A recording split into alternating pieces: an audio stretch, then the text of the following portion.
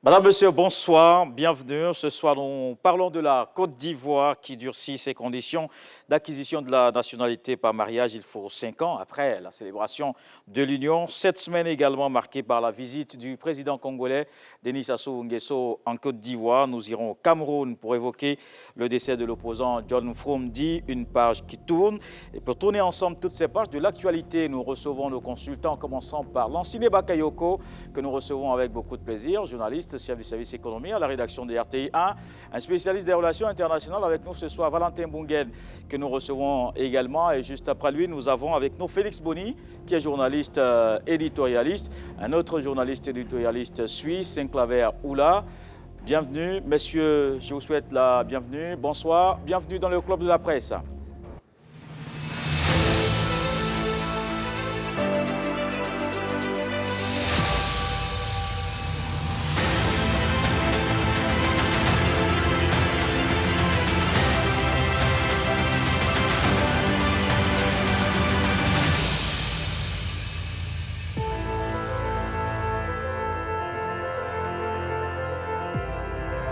C'est un dispositif qui vient renforcer les conditions d'acquisition de la nationalité par mariage. Le projet de loi adopté en Conseil des ministres. On en parle avec Davis Oyo et on se retrouve. Un projet de loi modifiant le code de la nationalité ivoirienne a été adopté le jeudi 15 juin dernier en Conseil des ministres. Ce nouveau projet vise à prévenir la fraude sur la nationalité ivoirienne, à circonscrire notamment les mariages de complaisance contractés en vue de contourner la procédure ordinaire de naturalisation. Ce présent projet de loi fait obstacle à l'acquisition immédiate de la nationalité ivoirienne pour le conjoint étranger suite à la formalité administrative du mariage. Il conditionne l'acquisition de la nationalité à une déclaration du conjoint étranger faite par devant le ministre de la Justice à l'issue d'une période probatoire de 5 ans à compter de la célébration du mariage. Cette démarche vise à éprouver la stabilité de l'union et l'intérêt que porte le requérant à la nationalité ivoirienne. Désormais, en plus de la preuve de l'existence d'une vraie vie matrimoniale, le conjoint étranger doit faire preuve d'une parfaite exemplarité vis-à-vis des règles qui régissent le pays pour pouvoir bénéficier de la nationalité ivoirienne à la suite du mariage. Alors, messieurs, vos avis, quel est le commentaire, Saint-Claver Oula? Et moi, je pense que le gouvernement a pris une décision salutaire parce que il y a un moment, j'échangeais comme ça avec un confrère sur la question, un confrère étranger qui disait que vous les Ivoiriens, votre nationalité qui court la rue, il suffit que je vienne en Côte d'Ivoire et étant en contact avec une correspondante, j'arrive, on fait un mariage arrangé et puis bon, je deviens Ivoirien comme toi. Vous voyez, c'est des choses qui attirent forcément l'attention et je pense que pour parler comme quelqu'un, il ne faudrait pas vraiment jouer avec ces genres de choses-là. Il faudrait que la nationalité ivoirienne soit quelque chose de sacré parce que quand quelqu'un arrive, il prend la nationalité ivoirienne tout de suite, il devient, pour le dire, il devient ivoirien et il bénéficie de bien d'autres privilèges. C'est juste qu'il contracte un mariage. À défaut de falsifier des documents, il suffit de s'amouracher avec une Ivoirienne ou bien un Ivoirien et puis il obtient la nationalité ivoirienne et puis après, ce qu'il a à faire, il le fait et puis bon, il demande le divorce. Mais la nationalité, il reste ivoirien. Donc ces conditions-là, je pense que d'abord, il fallait créer cette stabilité, comme l'a dit le gouvernement, et créer une sorte de sécurité dans le couple. Vous voyez, parce que quand on se marie, cela veut dire qu'on a un projet de vie, cela veut dire qu'on a un objectif à atteindre. On ne se marie pas pour se marier. Et au-delà, on n'acquiert pas la nationalité ivoirienne parce qu'on a envie de faire quelque chose et tout de suite on s'en va acquérir cette nationalité. Donc je pense que cette décision que le gouvernement a prise, c'est une décision salutaire. Et moi, je suis vraiment d'avis avec cette décision-là. Félix Boni? La nationalité, pour ma part, est un acte de souveraineté, un instrument de souveraineté, même de sûreté nationale. C'est-à-dire qu'il ne faut pas brader la nationalité comme ça à n'importe qui à tout venant parce qu'il a contracté un mariage. On ne sait pas quelle est la moralité de l'individu et tout. Je crois que dans la loi sur la naturalisation, il y a des conditions, par exemple, qui imposent que l'individu qui veut se naturaliser doit être sain d'esprit. Un certain nombre d'éléments, notamment avoir une résidence de 5 ans, prouver qu'on réside depuis 5 ans en Côte d'Ivoire, ou avec la loi sur le mariage, c'est-à-dire il y a des individus qui pouvaient passer entre les mailles, c'est-à-dire se marier de facto à la nationalité ivoirienne, donc ne remplit pas ces conditions de sainteté ou ne pas dire de moralité et même de résidence. Ça veut dire qu'un voyou peut quitter son pays et puis venir se marier à une Ivoirienne et il est là, il a la nationalité ivoirienne, il a la couverture de l'État de Côte d'Ivoire, il réside tranquillement ici, il fait ses affaires, normalement il ne peut être extradé, il bénéficie de tous les avantages de notre nationalité. Aujourd'hui, avec cette loi, je crois que ça vient mettre fin à des mariages de complaisance qui se font. Parce que des mariages de complaisance, il y en a suffisamment. C'est-à-dire, un vieillard quitte quelque part dans son pays, il vient, il prend une jeune fille en Côte d'Ivoire, et puis tranquillement, il est sur la côte douce ici, la vie est plus moins chère, et il vit tranquillement en Côte d'Ivoire. C'est vice-versa aussi.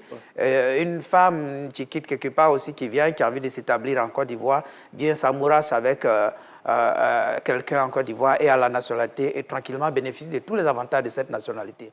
Je crois qu'il faut mettre fin à cette façon j'allais dire, de brader la nationalité. Et c'est de bonne guerre et je salue vraiment cette décision prise par le gouvernement ivoirien pour mettre de l'ordre dans le fichier, j'allais dire, démographique en Côte d'Ivoire. L'Anseni Bakayoko, ils sont revenus dessus sur cette notion de complaisance dans le mariage.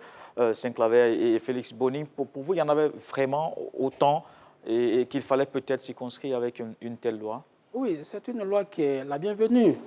Et dans un contexte où la nationalité fait l'objet de beaucoup de crispations, dans un pays où les questions liées à l'appartenance à la nation dégagent beaucoup d'énergie, je pense qu'il était devenu opportun que le gouvernement prenne ce type de mesures.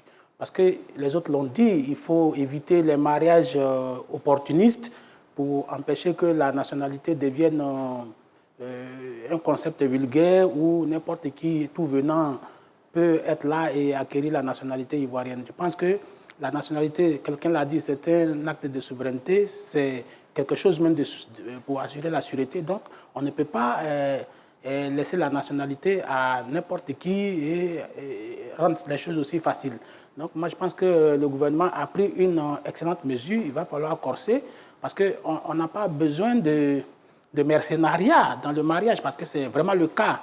Et les gens qui viennent, ils veulent être de nationalité ivoirienne, ils prennent, ils se mettent avec une dame ou un homme ivoirien et automatiquement, ils deviennent ivoiriens. Et après le forfait, ils prennent la cour d'escampette et bénéficient de toutes sortes. Donc, ça va permettre quand même de baliser un peu notre environnement social, notre environnement politique même, parce que je pense qu'en Côte d'Ivoire, il y a beaucoup trop de laisser aller sur cette question et ça devient une sorte de no man's land où tout le monde peut venir, dire ce qu'il veut. Non, ça ne peut plus continuer. Donc je pense que le gouvernement a pris la pleine mesure de la situation et aujourd'hui, cette mesure permettra de tamiser un peu ceux qui viennent dans le pays et puis permettre de protéger davantage nos sœurs et nos femmes, parce que les hommes, ils ont une capacité de défense, mais les femmes, ce n'est pas toujours évident. Et donc, je crois que le gouvernement a pris une mesure salutaire pour protéger non seulement la nation, mais protéger aussi la gente féminine ivoirienne. Valentin Bougen. Oui, bon. Bakayoko parle de protéger la gente féminine. Bon, il n'y a pas que le côté concernant les femmes. On peut aussi parler de protéger la gente masculine pour essayer de faire une sorte de réciprocité. Bon, cela dit, pour être plus sérieux, la nationalité, comme l'ont dit mes prédécesseurs, c'est un attribut de la souveraineté de l'État. Donc, chaque État est totalement souverain pour définir les critères de nationalité dans le pays, qu'il s'agisse des critères de nationalité à la naissance ou qu'il s'agisse des critères de nationalité par acquisition. Donc, la dernière décision dont vous parlez, le projet de loi envisagé, porte donc sur l'un des aspects de l'acquisition de la nationalité par un biais, celui du mariage. Bon, maintenant, quant à savoir si c'est une décision opportune ou pas, naturellement, ce n'est pas un fait inédit. Le fait que des gens des pays puissent légiférer pour pouvoir mieux sauvegarder la nationalité, notamment la naturalisation par le biais du mariage, parce que ce n'est pas un fait spécifique à la Côte d'Ivoire. De par le monde, il y a plein de gens, même de nos frères qui vont à l'extérieur, qui essaient de contacter mariage pour contourner les procédures de naturalisation officielles qui sont parfois jugées complexes. Alors, donc, cela dit, on ne sait pas trop, les éléments de langage du gouvernement disent que bon, c'est pour assurer la stabilité de la famille et puis vérifier si le requérant a véritablement un lien qui justifie qu'il veuille acquérir la nationalité ivoirienne. C'est bienvenu. Mais sauf que, à mon avis, ces deux conditions, la stabilité du couple, bon, est-ce que ça va être garanti par la nouvelle mouture de la loi qui dit que 5 ans de preuves probatoires? Bon, les uns et les autres peuvent se dire, bon, je vais faire 5 ans plus un jour. Oui, justement, peut-être que vous vous posez la question, et c'est peut-être la suivante que j'allais vous envoyer. 5 ans, pourquoi pas moins? Ou un peu plus? Ben oui, c'est ça. Bon, chaque État, comme je disais, choisit, détermine. Hein. Bon, il dit 5 ans. Bon, en France, c'est 4 ans si la résidence est continue. La résidence du couple, la stabilité du couple est résident en France est continue. C'est 4 ans. Dans le cas contraire, c'est 5 ans. Donc, chaque État détermine en se disant que, bon, on se dit que peut-être les sociologues peuvent mieux nous éclairer sur la question, que peut-être après 5 ans de vie commune, on a suffisamment fait le contour, on a suffisamment eu à faire face aux hauts et bas de la vie commune pour savoir si on reste ensemble ou pas. Cela dit, le fait que les couples se séparent tôt, ce n'est pas juste lié au fait que le couple soit mixte, que ce soit un étranger par rapport à un Ivoirien. Il y a des Ivoiriens qui se marient aujourd'hui et qui se séparent 3 mois, 1 mois, 1 an plus tard. Donc, ce n'est pas spécifique à ce fait-là. Maintenant, quand j'évoquais les éléments de langage du gouvernement, ce qui n'est pas dit, par contre, c'est quelle est la consistance, les flux en question. Est-ce qu'il y a eu une grosse recrudescence depuis que cette loi, parce que c'est récent, hein, ce n'est pas la loi qui autorise donc la naturalisation par mariage immédiate, par la déclaration immédiate de nationalité par mariage, ça date quand même de moins de 10 ans, si mes souvenirs sont exacts. Bon, maintenant, est-ce que sur ce terme-là, on a vu une recrudescence? On a vu que dans la recrudescence du divorce en Côte d'Ivoire, qui est un fait social également établi, est-ce qu'on a vu que dans cette recrudescence, une grosse part revient au mariage contracté par un conjoint étranger avec un Ivoirien ou une Ivoirienne? Bon, ça, c'est ce qu'on ne sait pas encore. Donc, il faudrait peut-être se rapprocher des registres d'état civil pour voir ce qu'il en est. Oui. Mais ce qui est sûr, c'est que le gouvernement estime que c'est un élément qui vient renforcer le dispositif de lutte contre la fraude sur la nationalité. Cela est aussi important. Par exemple, sur cette question et certainement sur la durée, l'enseigné Bakayoko, est-ce que c'est, comme l'a dit Valentine tout à l'heure, ça peut déterminer de la réussite ou non, les 5 ans? Vous savez, même un mariage de façon entre Ivoiriens ou bien entre des nationalités de même nationalité n'est jamais une chose acquise. Mais je pense que 5 ans, c'est une période probatoire assez raisonnable qui permet de déterminer si oui, ce mariage peut être considéré comme quelque chose qui unit, en tout cas, 2 personnes qui ont la volonté de se mettre ensemble. Parce que, comme je l'ai dit, il ne faut pas encourager les mariages d'opportunisme. Parce qu'aujourd'hui, tel que c'est fait, vous voyez, il y a certains qui viennent juste 2 mois après, dès qu'ils ont la nationalité ivoirienne, ils se retrouvent prêts. Or, le mariage, en réalité, c'est, en tout cas, la nation, pour moi, c'est des us et des coutumes, c'est une question de culture. Ça dit que le conjoint qui vient doit pouvoir s'accommoder à la culture locale, doit connaître la culture, doit savoir le comportement, les interdits, tout ce qui est lié à la vie sociale il doit se fondre dans ce moule-là et s'intégrer correctement. Donc, je pense que 5 ans, oui, ça peut paraître petit, mais je pense que c'est une bonne base pour on pourra peut-être l'allonger plus tard, peut-être 10 ans, mais pour le moment, c'est une base probatoire qui peut constituer un bon élément d'appréciation dans les années à venir. Félix Bonny? Je ne pense pas que 5 ans, c'est peu, hein, parce que vivre 5 ans, 365 jours multiplié par 5 avec quelqu'un, s'il y a la complaisance, c'est une loi qui vient d'être prise. Parce qu'à partir de ce texte qui vient d'être pris, nul n'est censé ignorer la loi. Alors, lorsque les gens vont se marier, il est clair au niveau des municipalités, au niveau des célébrants, ils vont toujours rappeler les dispositions de cette loi aux conjoints. Et lorsque vous vivez pendant 5 ans que vous avez un conjoint de complaisance, je crois que l'un ou l'une des conjoints, entre l'un des conjoints va certainement prendre des dispositions pour éventuellement dénoncer ce mariage, ne plus te faire bénéficier de cette nationalité. Dès l'instant où c'est légiféré, il faut s'attendre à ce que désormais les conjoints sont protégés. Et 5 ans, c'est suffisamment beaucoup pour que les gens puissent apprécier cette stabilité du couple. Et en 5 ans, on peut faire 3 enfants, hein. 2 enfants minimum, 3 enfants. Et ça, je crois que les enfants dans un couple, parfois, ça stabilise aussi le couple. Donc je crois que 5 ans, c'est une durée probatoire suffisante pour pouvoir apprécier que le mariage est stable et que la nationalité peut maintenant être un acquis pour le conjoint qui vient contracter un mariage avec un Ivoirien. Encore que c'est pour rebondir sur le sujet, encore que même après avoir fait 5 ans, ce n'est pas évident. Vous faites une déclaration devant le ministre de la Justice qui apprécie. Qui apprécie. Par la suite. Donc, je veux dire... Laquelle déclaration pourrait ne pas se faire sans l'assentiment de l'un des conjoints. Bon, voilà. Les termes définitifs de la loi, on ne les connaît pas encore. Donc, on attend de voir peut-être les différents termes de la loi. Mais ce que je voulais dire, c'est que c'est bon de légiférer de cette façon pour quand même réduire au maximum les mariages blancs, qui ne sont une bonne chose pour personne, sauf pour ceux qui veulent contourner la loi pour soit la nationalité ou bien pour autre chose. Mais ce que je veux dire, c'est que quel que soit le nombre d'années probatoires, ça n'empêche pas grand-chose pour ceux qui sont vraiment engagés à le faire. Et la preuve, en Occident, des gens, pareille loi, qui donnent des périodes probatoires de 5 ans et autres, mais ça n'empêche pas que les gens attendent 5 ans plus 1 et puis... mais quand même, donc vous pouvez vivre ensemble. Oui, non, je dis c'est assez dissuasif, ça peut réduire, mais ça ne peut pas éliminer. Non, pas du tout. Mais l'objectif n'est pas de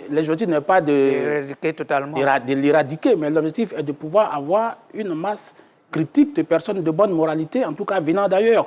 Donc je pense que c'est une bonne base. Ce que vous dites, je suis d'accord, mais ça c'est un phénomène naturel qui se fait partout dans le monde. Il y a même entre Ivoiriens, il y a des mariages qui peuvent durer moins d'1 an, moins de 6 mois, ça c'est possible. Mais je dis que cette loi va permettre, en tout cas, le législateur ivoirien devrait pouvoir adopter cette loi et peut-être même, à mon avis, la corser davantage pour que la nationalité ivoirienne soit davantage protégée. Parce que, comme je l'ai dit, en Côte d'Ivoire, la nationalité fait l'objet de beaucoup de crispations. Donc, on ne peut pas s'amuser avec ça. Et probablement de convoitises. Donc, je pense qu'il faut que cette loi soit adoptée, appliquée dans toute sa rigueur. Absolument. Moi, j'abonde dans le même sens que mon confrère Lansine Bakayoko. Effectivement, il faut prendre des mesures parce que c'est vrai, on dit 5 ans probatoire, mais celui qui est animé de mauvaises intentions, il peut jouer le jeu pendant les 5 ans. Donc, pour moi, parce que les 5 ans,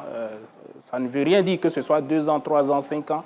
Ça ne veut vraiment rien dire. Et pourquoi ne pas corser notre loi en disant que dès que les conjoints, dès qu'ils se séparent, celui qui vient... D'ailleurs, pourquoi on ne dit pas qu'il paie la nationalité avec un certain nombre de conditions qui pouvaient être revues, les raisons du divorce et autres, tout ça, des enquêtes peuvent être menées pour le choix de cette nationalité. C'est des choses qui peuvent être revues pour corser les différents dispositifs. D'accord. Je crois que ce que nous disons ne tombe pas dans les oreilles du sourd parce que c'est un projet de loi. Les députés vont légiférer, ils vont certainement corser, prendre en compte des dispositions comme celles dont tu parles. Sinon, même dans un mariage normal, on peut être dans un mariage normal, puis 5 ans, 1 mois après, peut-être une crise suivie, on peut divorcer. Ouais. Et ce n'est pas parce que je veux forcément avoir la nationalité que je divorce. Et ce n'est pas parce que j'ai l'épée d'une nationalité que je vais acquérir que je peux aussi vivre dans un enfer, dans un mariage où je ne me sens pas. Donc je crois que tout cela va être pris en compte certainement par le législateur pour définir, j'allais dire, la mouture finale de cette loi qui quand même est la bienvenue pour réduire vraiment cette masse de personnes indésirables. Parce que la nationalité ivoirienne, Bakayoko a dit, crée des crispations, mais c'est une nationalité également qui est assez convoitée. Absolument. Et il faut la protéger. Ouais. D'accord, ça c'est le premier regard. Je précise que les parlementaires évidemment vont se réunir puisque le projet de loi va arriver sur la table des députés et des sénateurs. Nous allons nous intéresser également à cette autre actualité. Du 12 au 15 juin, le président congolais, Denis Sassou Nguesso, était en visite en Côte d'Ivoire. Plusieurs accords signés pour renforcer la coopération entre les deux pays. David Soyo. Tapis rouge à la délégation venue de Brazzaville à l'occasion de la visite du chef d'État congolais Denis Sassou Nguesso en Côte d'Ivoire. Cette visite d'amitié et de travail de 72 heures a permis au chef d'État congolais Denis Sassou Nguesso et ivoirien Alassane Ouattara de signer 13 accords bilatéraux de coopération. Les accords portent entre autres sur les domaines de la pêche, de l'agriculture, de l'élevage, de la modernisation, de l'artisanat, du pétrole, du tourisme, de la lutte contre la criminalité, ainsi qu'un accord relatif à l'exemption des visas pour les détenteurs de passeports diplomatiques. Objectif, renforcer les bonnes relations et les liens de coopération entre Abidjan et Brazzaville. Autre temps fort de l'agenda du président congolais, la visite d'usine de chocolat à la zone industrielle de Yopougon, le dépôt de gerbes de fleurs au caveau du feu président Félix Houphouët-Boigny à Yamoussoukro, avant de recevoir les clés de la ville d'Abidjan et le parchemin du citoyen d'honneur. Valentin Bouguen, c'est par vous que je commence. Quel est votre commentaire sur cette visite du président congolais Denis Sassou Nguesso en Côte d'Ivoire? Bon, c'est une visite qui rentre dans le cadre normal des relations normales de coopération entre deux États. Ils ont estimé, cette fois, vu la personnalité des deux chefs d'État en présence, qui s'apprécient mutuellement, ils ont estimé qu'il fallait que le niveau des relations soit hissé au moins au niveau de leurs relations personnelles et au niveau du potentiel économique, et culturel et social que recèlent les deux pays. Donc, à mon avis, c'est quelque chose de normal, sauf que bon, la solennité avec laquelle ça se fait, c'est comme un signe qu'il faut véritablement y aller et qu'il ne faut pas se limiter à la signature de ces conventions et contrats et qu'il faut aller bien au-delà pour qu'ils ne restent pas dans les tiroirs et que sur le terrain également, on puisse sentir un dynamisme des relations entre les deux États. L'enseigné Bakayoko. Moi, je pense que c'est un voyage fructueux, aussi bien pour le Congo que pour la Côte d'Ivoire, parce que ces deux pays entretiennent des relations bilatérales très amicales depuis bien longtemps, depuis le président Houphouët-Boigny jusqu'à aujourd'hui le président Alassane Ouattara. Denis Sassou Nguesso lui-même l'a dit, qu'il était venu déjà depuis 1979 à Yamoussoukro et qu'il avait d'excellentes relations avec le père Félix Houphouët-Boigny. Donc je pense que c'est une visite très importante. La visite est d'autant importante que les deux pays ont besoin de se partager les expériences. Vous savez que la Côte d'Ivoire va devenir un pays pétrolier dans moins d'une dizaine d'années. On devrait rentrer en vitesse de croisière de production autour de 2027. Et le Congo, qui aujourd'hui veut diversifier son économie, c'est une économie essentiellement basée sur la rente pétrolière. Aujourd'hui, le Congo veut élargir son champ d'exploitation, notamment au niveau agricole. Je sais par exemple qu'au niveau du manioc, au niveau du riz, du maïs, le Congo veut véritablement prendre de l'allure. Or, sur ce champ, la Côte d'Ivoire est un expert en matière agricole, ça c'est connu de tout le monde.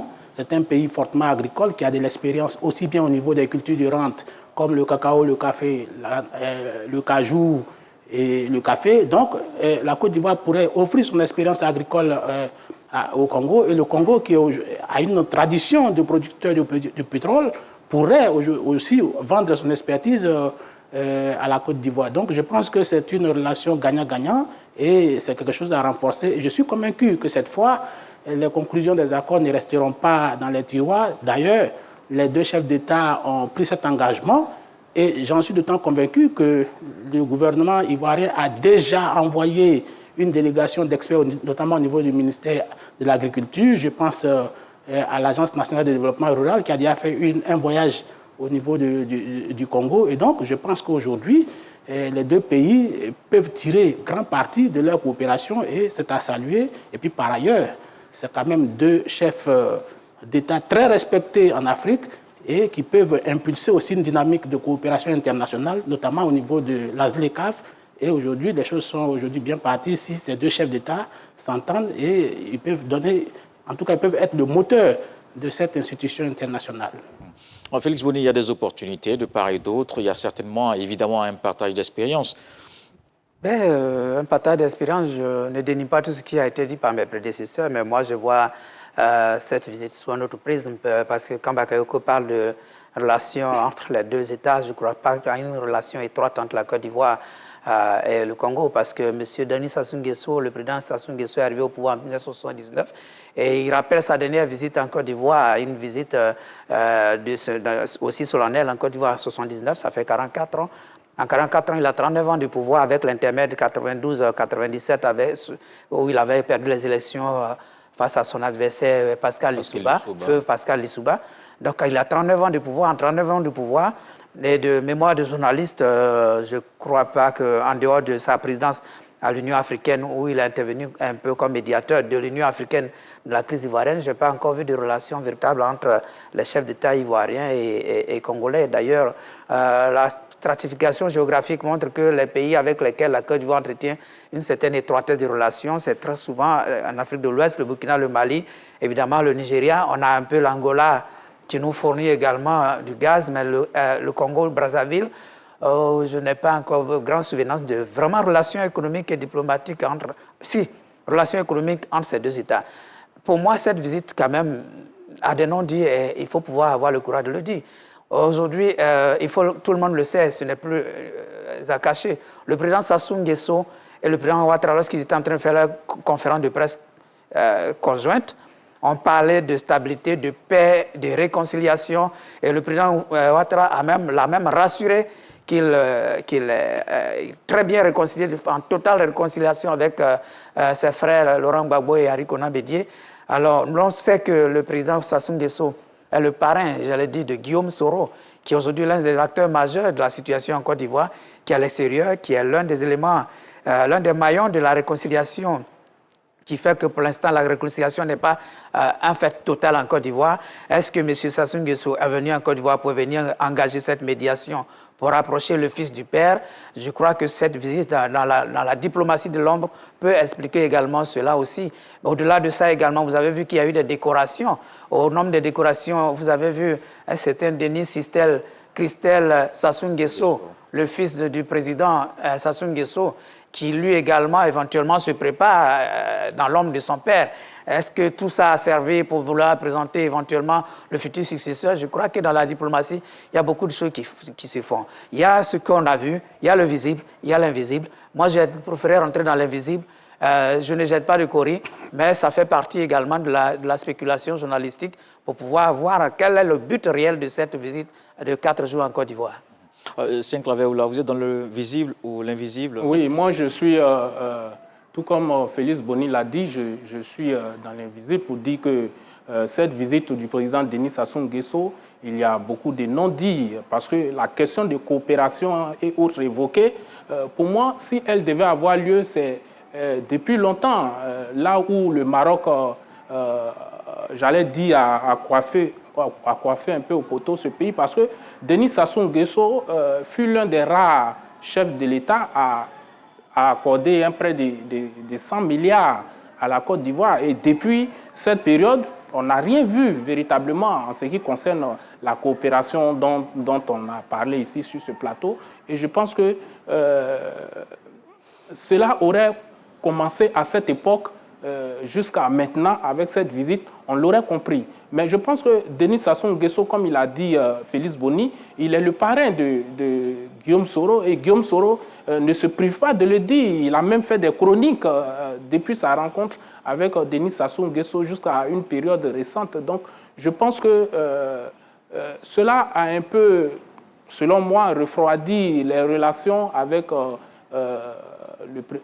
le président Alassane Ouattara. Et quand il vient aujourd'hui, au moment où il y a un certain nombre de tiédeurs, un certain nombre de frictions entre les personnalités politiques ivoiriennes, et quand il arrive, je pense véritablement en tant que journaliste qu'il vient pour parler de ces questions-là, la situation de son poulain aujourd'hui qui est en train d'errer en dehors de la Côte d'Ivoire. Il vient parler de la situation de son poulain et il vient parler de la stabilité en Côte d'Ivoire, la situation des personnalités politiques de l'opposition. Et c'est vrai, ces personnalités politiques, le président Alassane Ouattara l'a évoqué, il a parlé officiellement de Laurent Gbagbo, il a parlé de Henri Konan Bédié, il a dit que nous sommes réconciliés, mais je pense que évoquer tout de suite la question de Soro, à cette première visite-là, ce serait un peu aller trop en besogne. Et donc,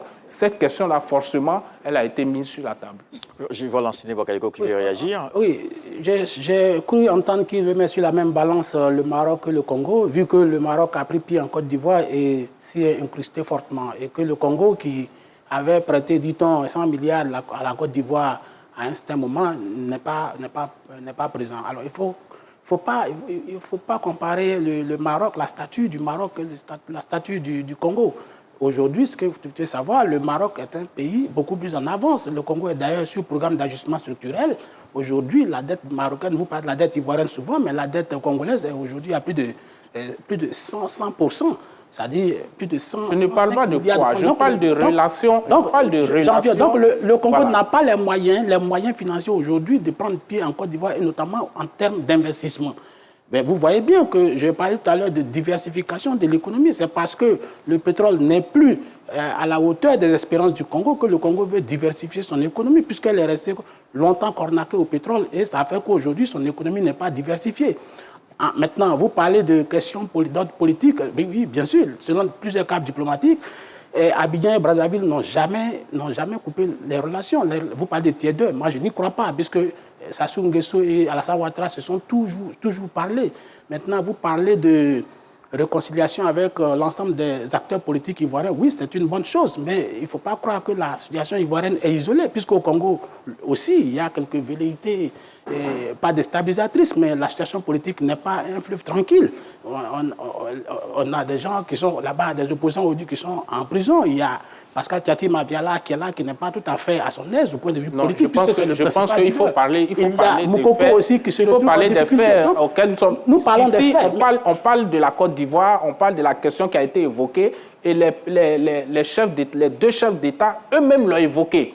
Donc, ici, on ne parle pas du cas... Ils n'ont pas évoqué, en tout cas officiellement, le président Alassane Ouattara qui dit oui. Je suis réconcilié avec Bédié et Laurent Gbagbo. Non, c'est de cela que nous parlons, parce qu'ils l'ont évoqué. Le message tel lequel, c'est un message adressé, c'est vrai, en diplomatie, il y a la partie souterraine et il y a la partie officielle. Absolument. Je suis d'accord, mais je veux dire, ça c'était un message, à mon avis, adressé aux investisseurs potentiels qui, pour eux, c'est un gage de stabilité qu'on leur donne. Vous dites aujourd'hui, la Côte d'Ivoire est stable, nous sommes tous réconciliés et que vous pouvez venir investir. Donc il ne faut pas lier ça nécessairement à des pressions que le président congolais peut exercer sur le président Alassane Ouattara. Oui, mais c'est tout comme, puisque c'est tout comme. Puisque s'il doit venir intervenir pour Guillaume Soro, pour Laurent Gbagbo et pour bien d'autres, je pense que je pense que c'est Félix Boudy qui a parlé justement. On a utilisé le terme médiation, diplomatie dans l'ombre. Et quand les deux chefs d'État parlaient, ils parlaient de stabilité régionale.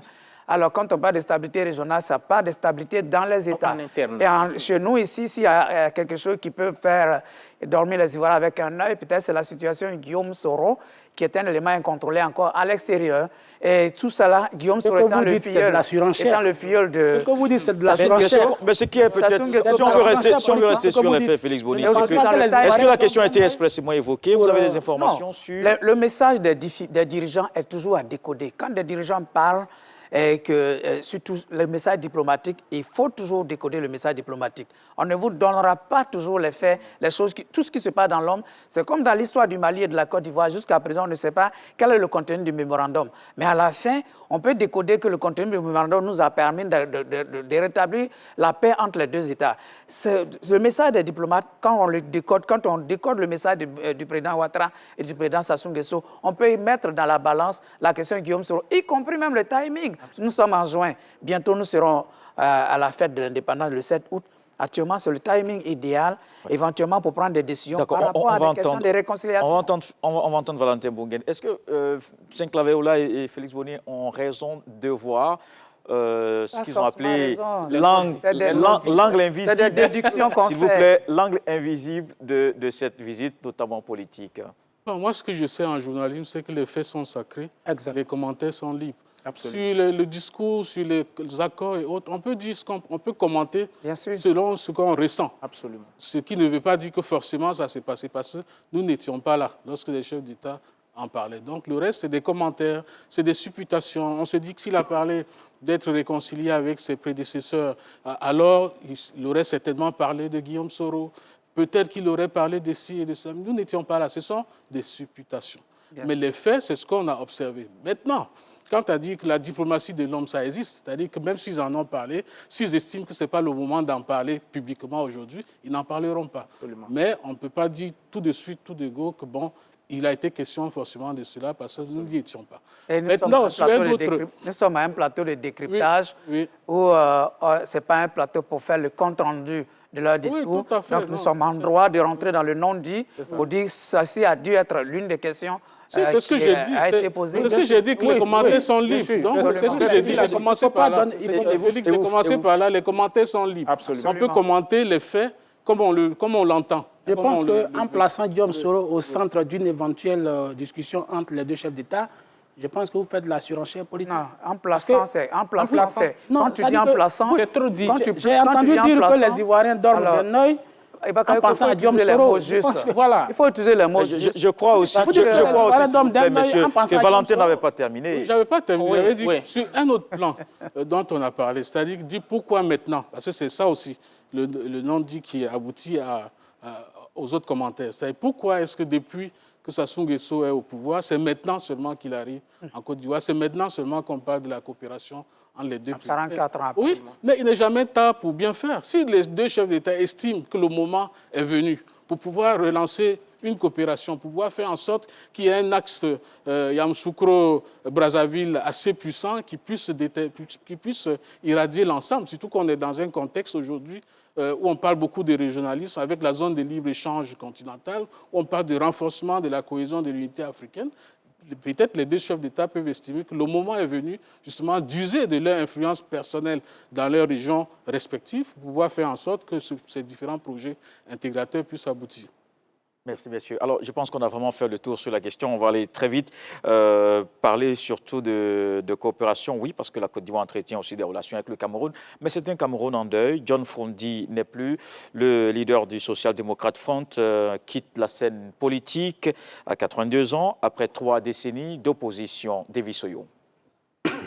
Né en 1941 à Bamenda, au Cameroun, dans le nord-ouest anglophone, le président fondateur du Front social-démocrate, premier parti d'opposition représenté à l'Assemblée nationale camerounaise, a tiré sa révérence. L'opposant historique à Paul Biya est mort à 81 ans dans la nuit du lundi 13 juin, peu avant minuit, des suites d'une longue maladie dans un hôpital de Yaoundé, a annoncé dans un communiqué sa formation politique. John Fru-Ndi avait été candidat malheureux à 3 reprises contre Paul Biya au présidentiel de 1992, 2004 et 2011, arrivant à chaque fois en 2e position. À l'image de son parti, le chairman, son surnom, affaibli par la maladie, a perdu un peu de son influence ces dernières années. En témoignent les différentes contestations par une frange des cadres de sa chapelle politique. John Fru-Ndi a été accusé sans preuve par ses partisans de s'être enrichi personnellement grâce au financement public des partis représentés à l'Assemblée nationale. Le chairman part dans le silence de la nuit en laissant un parti politique en proie à des crises internes et surtout une aventure politique aux allures d'une symphonie inachevée. Alors, Sidi Bakayoko, c'est une page de l'histoire politique du Cameroun qui est ainsi tournée, il faut le dire ainsi. Oui, effectivement, c'est une page importante de l'histoire du Cameroun qui se tourne. Puisque John Frondi, c'est vrai qu'il était déjà membre du RDPC au pouvoir et qu'il y a eu un schisme entre lui au cours des élections de 1988, l'élection qui a vu la victoire de Hamidou Achidou. Et donc, John Frondi est allé créer le SDF. Le SDF a effectivement joué un rôle déterminant puisque dans les années 92, au cours d'ailleurs même des élections de 1992, beaucoup d'observateurs pensent qu'il avait remporté les élections. Et au cours de ces meetings, il disait « power to people », c'est-à-dire le pouvoir au peuple, Biya must go, Biya doit partir. Et je pense que pendant ces moments-là, il a drainé énormément de foules. Malheureusement, il avait probablement gagné les élections dans les urnes, mais les institutions de la République, je pense au président de la Cour suprême, Dipanda Moïli, qui avait déclaré Paul Biya vainqueur des élections. Et donc, les institutions avaient déclaré Paul Biya vainqueur, mais la rue apparemment avait choisi de John Frundi. Mais John Frundi était un politique très pacifique puisqu'il a dit « je ne marcherai pas sur le sang des Camerounais » et donc il avait concédé sa défaite. Et le parti est resté puissant jusqu'aux élections législatives de 1997 où il avait remporté 43 sièges sur les 180 qui comptent l'Assemblée nationale camerounaise. Mais depuis lors, le parti s'est effrité d'année en année. Aujourd'hui, il ne compte, et même en 1987, il avait 70 communes. Aujourd'hui, le parti ne compte que 5 députés. Et le plus alarmant, moi je veux déjà anticiper, John Frundi s'en va, c'est toute l'histoire de l'opposition camerounaise qui s'en va, parce qu'aujourd'hui, de l'opposition, il vient en 3e position comme force politique, à égalité avec le PCRN de Cabral Libi, avec qui totalise chacun 5 députés. Donc aujourd'hui, l'opposition, c'est toute l'opposition camerounaise qui est orpheline du départ de John Frundi, même si, effectivement, ce John Frundi n'avait plus l'envergure des années 97, des années 2000. Mais le plus triste, c'est qu'il laisse derrière lui un parti complètement balafré, puisqu'aujourd'hui, il y a un schisme profond entre les cadres du parti. Le parti a d'ailleurs exclu 27 cadres et même prolongé à 34 cadres, dont des membres éminents, comme Jean-Michel Nitieux, qui est le responsable du SDF dans le Vouri, dans le littoral, j'allais dire, qui est un homme clé. Je pense à Jean-Robert Wafo, qui est le ministre de la Communication au niveau du NEC, du National Executive Committee. Il y a aussi Parfait Voum, il y a d'autres aussi comme Moustapha Ngouama, qui est le secrétaire aux affaires juridiques, qui lui aussi est exclu. Ça veut dire près de 34 personnes sont aujourd'hui exclues, dont l'ancien maire de Douala 5e, John Koumazé. Tous ça sont aujourd'hui exclus. Donc aujourd'hui, le SDF est réduit à sa plus stricte expression. Mais en réalité, le SDF, moi je peux dire, n'existe plus. Et l'autre frange de ce SDF-là, qui est aujourd'hui très modéré, ce n'est pas l'âme du SDF qui est dirigée aujourd'hui par John et Joshua aussi, qui n'a pas la force, la puissance de conduire le SDF. Il est accusé d'acquaintance avec le régime en place. Donc je pense que John Frundi part au mauvais moment, au moment où le SDF est à la croisée des chemins, et il va falloir remodeler les choses pour que le SDF puisse retrouver sa force d'antan. Et je pense que c'est à ça que Jean-Michel Nitieux, qui fait partie aujourd'hui de la dissidence, est en train de mettre en place.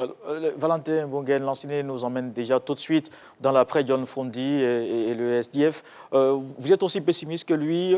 C'est peut-être vraiment toute une histoire qui part ainsi. C'est peut-être même la survie de son parti qui est en jeu. Oui, tout à fait. Je pense que Lanciné a tout à fait raison sur ce point-là. C'est-à-dire que c'est une personnalité qui a incarné à un certain moment l'opposition la plus stricte et la moins malléable, manipulable possible. En tout cas, John Frundi a marqué son époque et représente aujourd'hui, en fait, avec le recul, l'homme politique à la fois dans toute sa richesse et dans toute sa complexité. D'abord dans toute sa richesse, parce que lorsqu'il apparaît sur la scène politique nationale, de manière en tout cas éclatante, c'était dans les années 90, il est considéré à juste titre comme celui par qui le multipartisme est revenu au Cameroun. Donc c'est quelqu'un qui est carrément à la base comme un fondateur de la démocratie entre guillemets camerounaise d'aujourd'hui. Ça c'est le côté richesse. Il a également impacté comme une certaine façon de faire la politique, parce qu'il avait une réputation de Dieu acquis, d'intègre et d'incorruptible. En tout cas, pendant une bonne partie de son parcours politique. Ça, c'est la richesse de l'homme politique, qui a su également, par moments, refuser totalement la violence politique comme instrument d'accession au pouvoir, au moins à 2 reprises.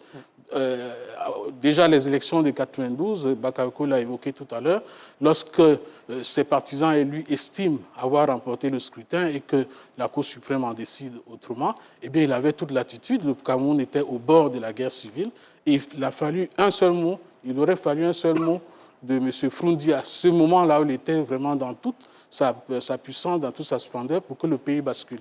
Et il ne l'a pas fait. Il a dit non, je ne veux pas marcher sur le sang des Camerounais et autres. Et donc, ça aussi, c'est à mettre à son actif. Et en même temps, l'autre moment fort où il fait preuve notamment de toute sa richesse politique, c'est lorsque les séparatistes anglophones arrivent et que lui, il refuse de se mêler à eux parce que ces séparatistes qui sont en lutte armée veut faire du SDF, le Social Democratic Front, son parti politique, la branche politique de ces mouvements sécessionnistes. C'est que Frondi refuse. Maintenant, dans toute sa complexité, aussi parce que certaines de ces décisions n'ont pas toujours été bien vues, bien prises. Et avec le recul, on se demande si, par moment, l'attitude qu'il a eue, par exemple, de se retirer de la politique comment on appelle ça, de la chaise vide qu'il a pratiquée après les élections perdues de 92, est-ce que s'il avait effectivement, s'il était rentré dans les rangs, s'il avait participé, est-ce qu'on n'aurait pas eu droit à autre chose? Est-ce qu'il n'aurait pas pu, petit à petit, s'installer dans les mailles du pouvoir pour pouvoir conquérir le pouvoir suprême? Il y a cette complexité-là. Et puis, à la fin de sa vie aussi, on a constaté également une sorte de gestion assez autocratique interne du SDF. Ce qui explique d'ailleurs la crainte qu'on a aujourd'hui par rapport au lendemain, à l'après.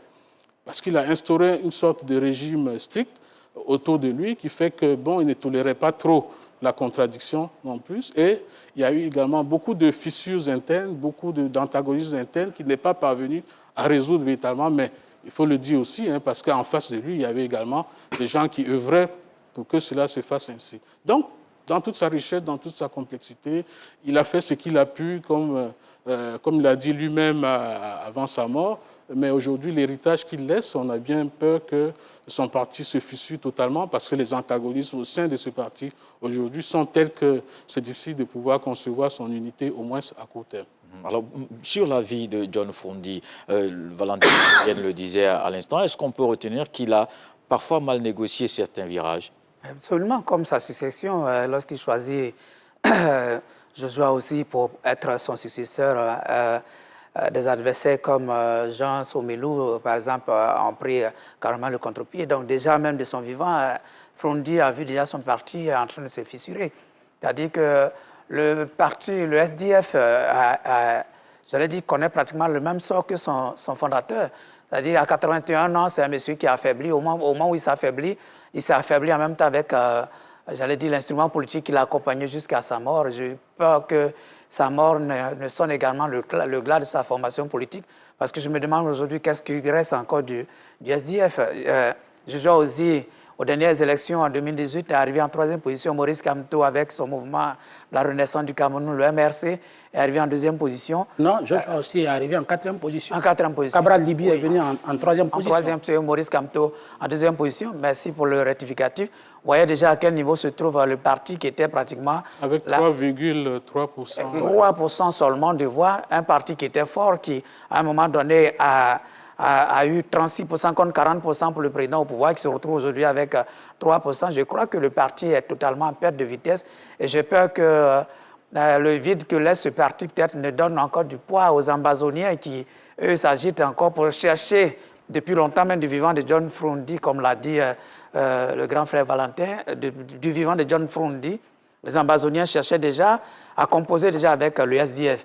Alors, est-ce que les ruines du SDF ne vont pas servir à ces Ambazoniens? Les Ambazoniens, ce sont les sécessionnistes dont la plupart des leaders sont en prison ou à l'étranger, de la diaspora, qui continuent d'ailleurs toujours de se lire un président, parce qu'en 2022, ils ont déjà mis un nouveau président encore qui est là, un État fictif qui quand même essaie de surfer sur le vide qui est là pour essayer de mobiliser les gens qui ont une velléité plutôt armée pour pouvoir conquérir le pouvoir. Ce qui a été totalement l'opposition de Frondi, qui n'a jamais voulu que le Cameroun sombre dans la violence. Et donc, ayons peur un peu qu'après la mort de Frondi, son parti disparaisse. Mais heureusement, il y a encore des opposants, parce que Maurice Kamto n'est pas SDF. Comment il s'appelle, le deuxième qui est arrivé en 3e position, ils ne sont pas SDF. Donc il y a quand même une opposition qui existe quand même au Cameroun en dehors du SDF. Saint-Claver. Moi, je vais abonder dans le même sens que Félix Boni. Il faut craindre qu'avec le départ de John Frondi, que ce soit son héritage qui s'évapore complètement. Parce que ce qu'il ne faut pas oublier, c'est qu'en 1992, lorsqu'il vient sur la scène politique avec le vent poupe, il avait une bonne partie du côté anglophone avec lui. Et à un moment donné, il est pris dans la nasse des leaders de ce côté-ci. Et donc, avec la propagande qu'il y a eu, contre lui et contre son parti politique. Du coup, il a commencé à perdre dans l'opinion de cette partie-là de son pays. Et donc, progressivement, John Froudi a commencé à perdre en popularité. Et puis, bon, avec son retrait progressif de la scène politique, il n'a pas su se maintenir à travers un leader charismatique qu'il aurait pu choisir pour continuer son héritage. Et tout à l'heure, notre aîné l'a dit, il avait une gestion un peu dure, un peu stricte, autocratique, auquel tout le monde n'adhérait pas au sein de son parti. Et cela, il a payé cash. Il faut comprendre son origine aussi. C'est un vendeur de légumes qui arrive à ce niveau de responsabilité. Parfois, il n'a pas aussi cette élégance de la gestion par rapport à quelqu'un qui... C'est clair qu'il le paye cash. Voilà. Non, moi, je pense que, peut-être en plus de ce que vous avez dit, mais je pense que John Froudi, c'est vrai, c'est un libraire. C'est un libraire qui a... pas vendre les légumes. Oui, c'est un libraire qui a accédé au pouvoir. Et tout le monde sait, au moment où John Froudi a accédé au pouvoir, il y a des leaders qui ont dit qu'on ne pouvait pas faire autre chose que lui le choisir, parce qu'il était réputé courageux, téméraire, tenace, opiniâtre, et il était jugé un peu incorruptible. Mais je pense que le mouvement sécessionniste existe au Cameroun depuis au moins 1961, 1962. Donc ce n'est pas nécessairement le mouvement sécessionniste qui fait que il perd en influence, mais je pense que le SDF a été victime, si vous voulez, de sa vision politique, parce qu'en fin de compte, beaucoup de cadres du John Froudi voulait un changement, mais beaucoup de cadres du parti voulaient un remplacement. C'est-à-dire qu'il voulait se substituer au RDPC qui était déjà au pouvoir. Or, John Froudi, lui, voulait le changement. Donc, à chaque fois qu'il y a eu un échec, ces gens-là ont vu que leurs ambitions s'éloignaient et donc sont partis. Je pense à beaucoup de leaders qui sont partis. Je pense à la présidente du CPP, Edith Kawala, tout ça, Tamadjon, tout ça, étaient tous du SDF, mais qui sont partis parce que leurs ambitions personnelles n'ont pas été choses. Mais je pense aussi que c'est dû au fait aussi qu'il y avait un manque de lisibilité au niveau de la politique de John Froudi. Par exemple, en 1992, il participe aux élections présidentielles, mais il ne participe pas aux élections législatives. En 1996, il participe aux élections législatives, mais en 1998, il refuse de participer aux élections présidentielles. Donc, tout ce yo-yo a fait que les populations ont commencé à être dégoûtées. Il n'y avait pas une ligne claire, il n'y avait pas de lisibilité, pas de visibilité au niveau de sa ligne politique. Et tout ça a fait que les électeurs se sont émoussés, les populations se sont émoussées. Et aujourd'hui, ces populations se sont aujourd'hui tournées en dépit de cause, puisqu'ils partagent vers Maurice Kamto, le président du mouvement pour la renaissance du Cameroun, et peut-être d'autres petits partis. Mais une chose est sûre, aujourd'hui, il n'existe quasiment plus d'opposition au Cameroun. En 30 secondes, Valentin. Non, il ne faut pas se méprendre des autres. Il y a une opposition quand même au Cameroun. Maurice Kamto n'est pas dans les institutions. Oui. Il n'est pas dans les institutions, puisqu'il a boycotté toutes les élections qui sont passées sur son magistère. Il reste opposant. Je vais vous dire. Non, Kolo, excuse-moi, je vais te préciser que le parti le plus représentatif au niveau du Sénat et du Parlement est un parti de la mouvance présidentielle. Je pense à l'UNDP de Bello Bouba Maïgari, qui est même le plus présent, mais qui est de la mouvance. Vient en plus Cabral Libi et Maurice Kamto n'est pas dans les... Maintenant que le SDF n'existe plus, je crois que Maurice Kamto a... Dans tous les cas, c'est clair, il y aura une reconfiguration, forcément. Il y a une reconfiguration. Forcément. On va terminer avec Valentin. Forcément, la nature ayant horreur du vide, il y aura forcément une reconfiguration. Maintenant, dans quel sens ça va se faire? C'est ça toute la question. C'est ça. Je pense jusqu'à un certain moment, John Froudi représentait quand même un élément de sécurité, même pour le régime Biya, parce que lui, c'était quelqu'un qui était totalement contre la lutte armée. Donc, de ce point de vue, le régime pouvait dormir tranquille. Maintenant qu'il n'est plus là, est-ce que ces lieutenants ne seront pas tentés par des accointances diverses? Mais on ne peut pas mettre totalement en cause la lisibilité, le projet politique de M. Froudi parce qu'il fut vendeur de légumes. Parce que le vendeur de légumes, c'est lui qui s'est mis en avant au moment où les agrégés et autres étaient derrière. Non, on ne met pas en cause son projet politique. Merci pour la précision. Non, on ne fait pas le débat. S'il vous plaît. Le RDPC a 150 députés sur 180 députés aujourd'hui. D'accord, c'est bon pour ce soir. On pourrait revenir sur le sujet avec un autre angle. Merci, messieurs, je vous remercie. Valentin Bungen, Lanciné Bakayoko, Saint-Claveola, Félix Boni. Merci à vous de nous avoir suivis. Restez sur RT1. Je vous retrouve tout de suite pour le journal. Retrouvons-nous également via votre abonnement TMT, le kit de la télévision numérique terrestre déployé par la société IDT, chez qui vous pouvez avoir le bon équipement et bénéficier de la télévision numérique terrestre gratuite à dimanche pour un autre numéro du Club de la Presse. On ne va pas souhaiter bonne fête de paix.